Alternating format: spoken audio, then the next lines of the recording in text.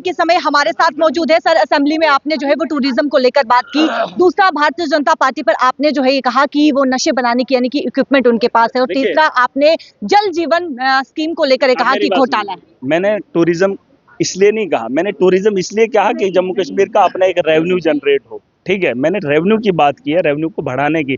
शराब बेचकर आप रेवेन्यू नहीं बढ़ाओगे, जम्मू कश्मीर की बेहतरी नहीं कर सकते हो। हमारा नौजवान नशे में धुत होगा और आप इमारत तामीर करेंगे, आप मंदिर या मस्जिद की तामीर करोगे, आप स्कूल या हॉस्टल की तामीर करोगे, हमारा नौजवान नशे में होगा। आप बेचोगे तो तामीर करोगे, उससे नहीं। हमारे पास जो रिसोर्सेज हैं, हमने उन रिसोर्सेज का इस्तेमाल करना है। शायद मैं भूल गया, हमारे पास पानी है, पावर प्रोजेक्ट है, हमें उनका इस्तेमाल करके रेवेन्यू जनरेट करना। हमारे पास जंगलात है, फॉरेस्ट अपना वसाइल है, हमारे पास टूरिज्म है। मैंने दुबई की बात की, लोगों ने क्रेडिट मोदी को दिया, बीजेपी को दिया। दुबई में मोदी ने मंदिर बनाया, वो दुबई वाले चला के उन्होंने मंदिर इसलिए बनाया क्योंकि सबसे ज्यादा पॉपुलेशन हमारे दूसरे नंबर पे है। ये लोग जाएंगे वहां पे, दर्शन करेंगे और पैसा वो कमाएंगे। टूरिज्म क्या होता है? जब लोग जाएंगे, महाकुंभ का मेला लगा है, क्या लगा है? वहां पे स्नान करेंगे, आज से पहले भी करते थे। योगी कहता है इससे इतना फायदा हुआ। जब उधर जाएंगे दुबई के अंदर, यहाँ के हिंदू लोग, हिंदू भाई जाएंगे तो वहां जब दर्शन करेंगे तो फायदा किसको होगा? नहीं, मुझे एक बात बताइए, रेवेन्यू किसका जनरेट होगा?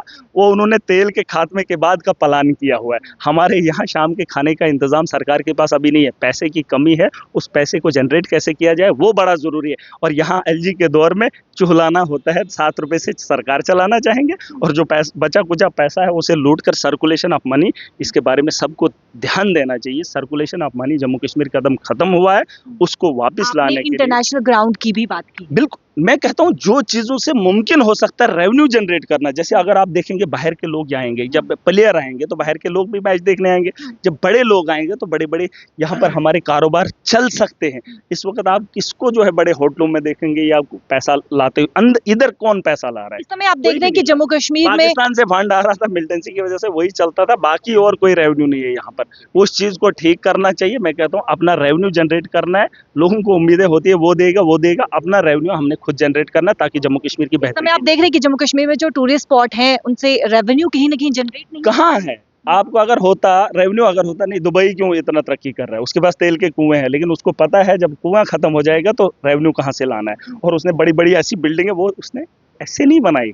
वो लोग हमारे से आगे 100 साल की पीढ़ी के लिए जी रहे हैं। हम आज के वक्त के नौजवान के बारे में फैसला नहीं कर रहे हैं उसको क्या करना है।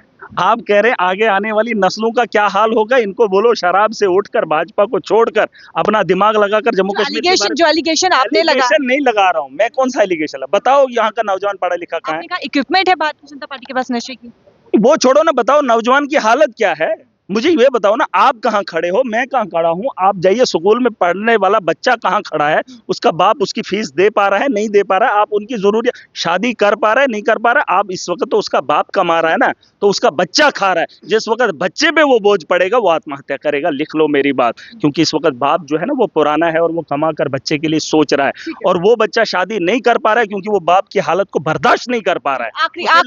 आखिरी लगता है कि मुझे शादी करने के बाद मजदूरी करनी पड़ेगी, तो मैं मजदूरी नहीं कर सकता हूं। बाप के नाम पे अयाशी कर रहा है और मोदी के गुण। आखिरी सवाल, आपने सैलरी बढ़ाने की, अपनी सैलरी बढ़ाने की बात की। देखिए, सबके साथ साथ मुझे, देखिए मैं चाहता हूं कि सैलरी बढ़े।